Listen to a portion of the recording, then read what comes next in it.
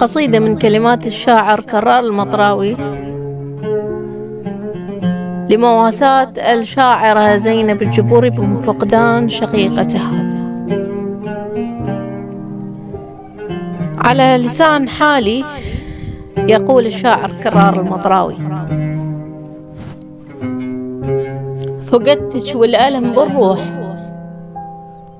بيا جروح تتمرهد، عذراء عليك قلبي ينوح، هذا النوح ما يرقد، بيا جروح واللوعات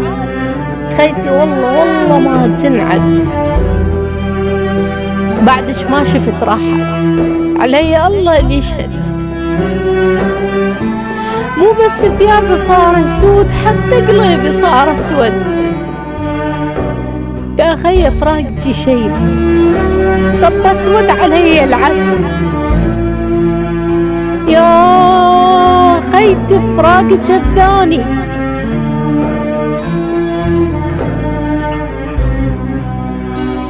يا خيت فراقك الثاني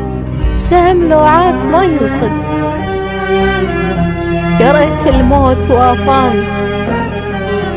ولا شوفن أخيت قبالي تتمدد، من شالوج بالتابوت أحس الحيل مني انهد، عقب عينك يا عذرة شلون عقبك مالي أحد،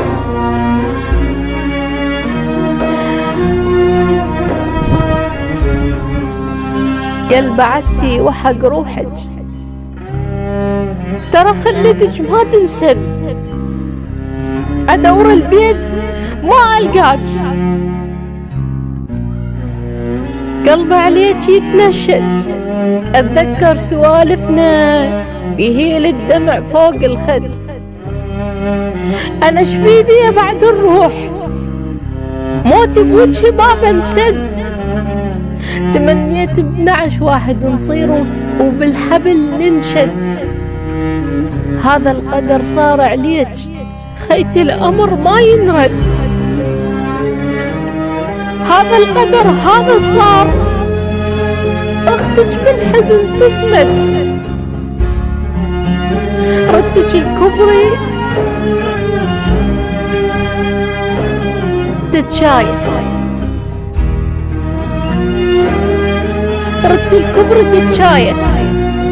ورد عليك أتوسد، ردت الكبر تتشاير ورد عليك أتوسد،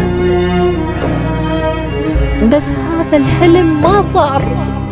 راحوا مني يتفرهد، لا شفت الفرح منه،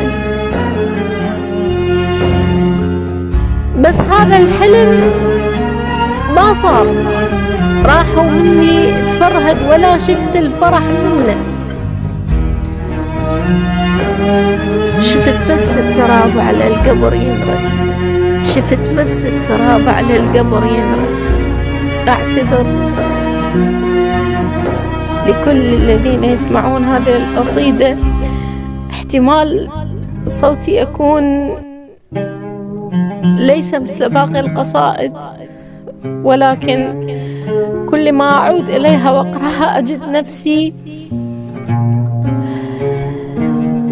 باكية.